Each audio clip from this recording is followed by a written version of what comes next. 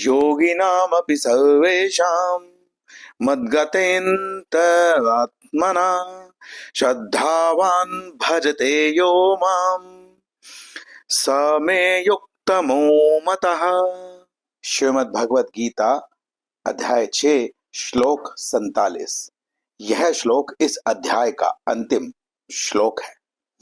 यहाँ जो प्रकरण चल रहा है उसका समापन करते हुए भगवान कहते हैं, योगिनामपि सर्वेषां मद्गतेऽन्तरात्मना श्रद्धावान् भजते यो माम् स योगी युक्तमो मतः। भगवान ने कहा कि सभी योगियों में, योगी नाम अपि सर्वेषां, सभी योगियों में भी मद गतेऽन्तरात्मना, जो मेरी गति को प्राप्त करता है। कहने का अर्थ यह है कि जिसका चित्त सदैव भगवान वासुदेव में लगा रहता है, जो उनके अतिरिक्त कुछ और करता ही नहीं। श्रद्धावान भजते यो माम, जो श्रद्धा पूर्वक मुझको ही भजता रहता है, स योगी युक्तमो मतः, वो योगी मेरे मत में सबसे श्रेष्ठ है।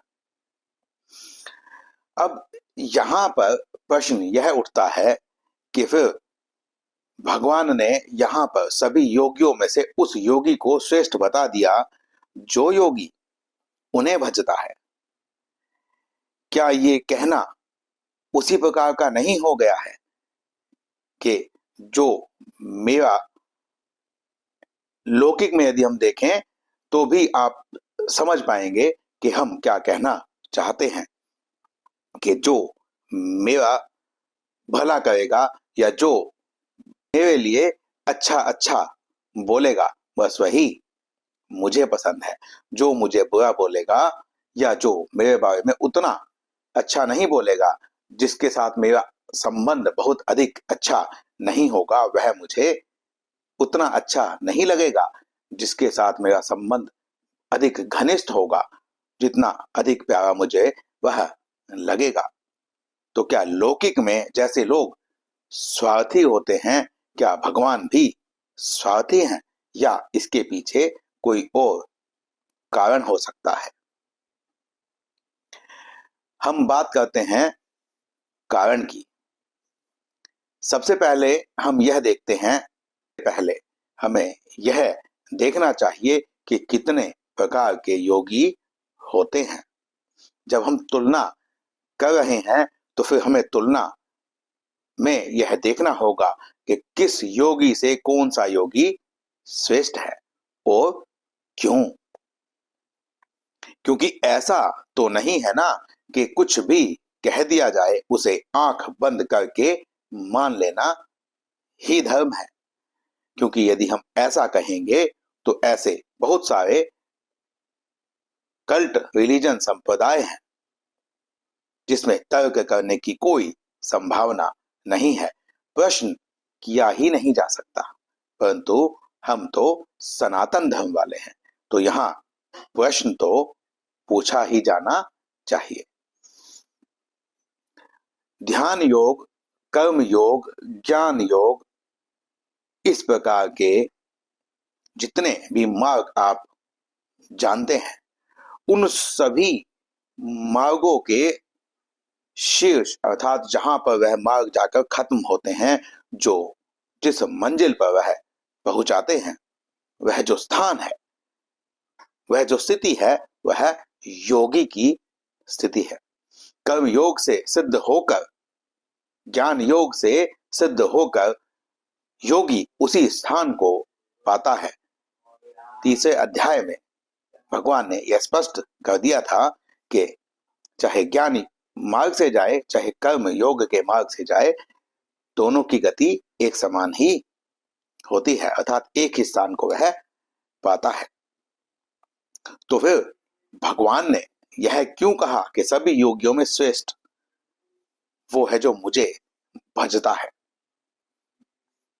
भगवान यहाँ उस मार्ग की बात कह रहे हैं जिस मार्ग के अंदर सभी मार्ग समा जाते हैं। यदि हम कर्म योग की बात करें तो जब हम कोई भी कर्म करते हैं और उस कर्म के फल को ध्याते नहीं है, वह भगवान के अर्पण कर देते हैं, तो वह जो मार्ग है वह श्रद्धा भक्ति में बदल जाता है।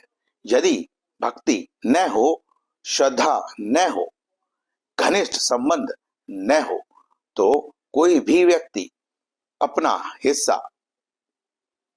अपना सर्वस्व किसी और को अर्पण नहीं कर सकता। ज्ञान योग से यदि आप जाएं,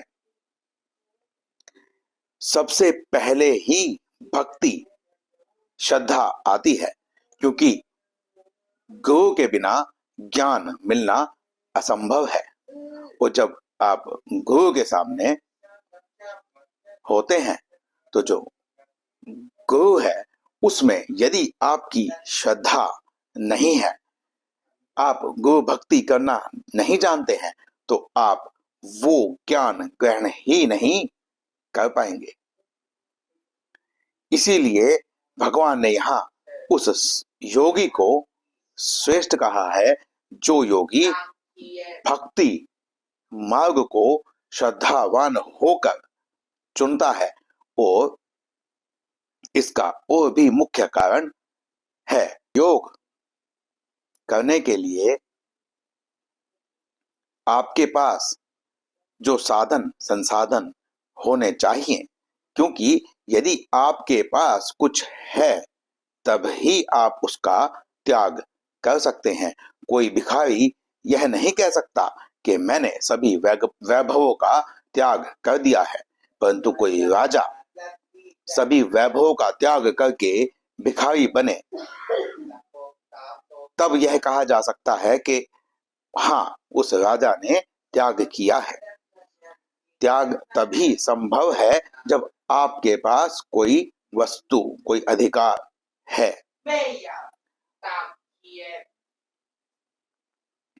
उसी प्रकार से ज्ञान योगी होने के लिए आपके पास गुरुकुल में जाने के अवसर, कुल परंपरा इत्यादि होना आवश्यक है। आपके सामने वो अवसर होने चाहिए कि आप किसी तत्वदर्शी गुरु से मिलें, उनसे ज्ञान प्राप्त करें। यह तो आवश्यक नहीं है कि सभी को यह जो समान अवसर हैं यह मिल ही जाते हैं, परंतु जो भक्ति योगी होता है, जो भक्ति के मार्ग पर चलता है, उसे कोई विशेष साधन संसाधन की आवश्यकता नहीं रहती है।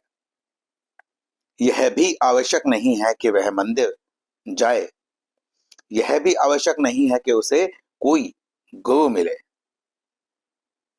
कोई साधन संसाधन की आवश्यकता नहीं है।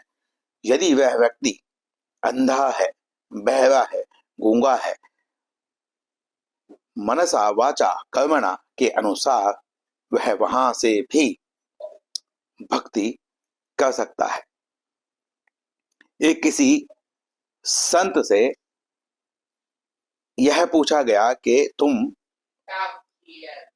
सूरदास हो और तुम डेली प्रतिदिन मंदिर भगवान का दर्शन करने के लिए आते हो, परंतु तुम तो नेत्र बाधिर हो, तो तुम दर्शन क्या ही करते होगे। तो उस संत ने साधारण सा जवाब दिया। उन्होंने कहा कि चलिए आपके अनुसार मैं तो नहीं देख सकता हूं, तो मैं दर्शन नहीं कर पाता हूँगा, परंतु जब मैं यहाँ दर्शन करने आता हूं तो मेरी उस आस्था को, मेरी उस श्रद्धा को भगवान तो देखते ही होंगे ना। तो बस यह जो श्रद्धा है, यह जो भक्ति है, यह कोई भी व्यक्ति कर सकता है। और इस भक्ति को करने के लिए सभी के पास समान अवसर होते हैं। इसीलिए भगवान इस योगी को, इस मार्ग से जिसने योग की प्राप्ति की है, उसे सबसे प्रिय बतलाते हैं। यदि वो थोड़ा आगे बढ़ जाएं, तो हम ज्ञान योग में देखें। ज्ञान योग से जो व्यक्ति आगे बढ़ता है, उसमें सूक्ष्म अहम रह सकता है, क्योंकि उसने ज्ञान को प्राप्त कर लिया है। जब वह भगवान के समक्ष प्रस्तुत होगा, तो भगवान तो पूर्ण ज्ञान है, तो वह उस ज्ञान में समा जाएगा। उसे वहां पर अपने अहम का त्याग करना पड़ेगा। अंत में भी उसे जाकर उसने पूरा जीवन जो कमाया है उसका त्याग कर देना पड़ेगा। तभी वह भगवान के शरणागत हो पाएगा या अपने स्वरूप को वह जान पाएगा। तो वहां पर वह खुद उस अवस्था को प्राप्त कर लेगा, जैसा कि कहा गया है, अहम ब्रह्मास्मि, कि मैं ही ब्रह्म हूं। कर्म योग में भी व्यक्ति कर्म करता हुआ जब अपने फल का त्याग करता है, तो उसके मन में भी सूक्ष्म अहम रह सकता है कि मैं अपने कर्म का त्याग कर रहा हूं, अर्थात वह अपने आप को करता। अब इसी मार्ग में भगवान की सही सत्ता रहती है। जो जीव है वह अपने आप को भगवान से निकृष्ट मानता है, उनका सेवक, उनका दास मानता है और सदा सेवा भाव में ही रहता है। इसीलिए भगवान को वह जो भक्त है वह अधिक प्रिय है। यदि आप यह व्यवहारिक उदाहरण से समझना चाहें, तो जो छोटा बच्चा होता है वह अपनी माता पर जब तक आश्रित रहता है, तब तक माता का घनिष्ठ प्रेम उस बच्चे के लिए बना रहता है। परंतु जैसे जैसे वह बच्चा बड़ा होता है और अपनी अलग सत्ता स्थापित करता है, अर्थात मां पर से उसका आश्रय कम होता जाता है या नहीं के बराबर हो जाता है, तो वो जो प्रेम है वह आपको देखने में उस प्रकार का प्रतीत नहीं होगा जिस प्रकार का जब वह छोटा बच्चा गोद में था, माता के आश्रित था, उस समय देखने को मिलता था। इसीलिए भगवान यहाँ पर कह रहे हैं कि वह साधक जिसने भक्ति मार्ग से योग को प्राप्त किया है, वह योगी मेरे मत में सबसे युक्त योग में स्थापित है। इसीलिए भगवान ने यहाँ पर युक्तम शब्द का प्रयोग किया है। तो इस श्लोक में इतना ही। मिलते हैं अगले श्लोक में, अगले वीडियो में। शिव सीताराम।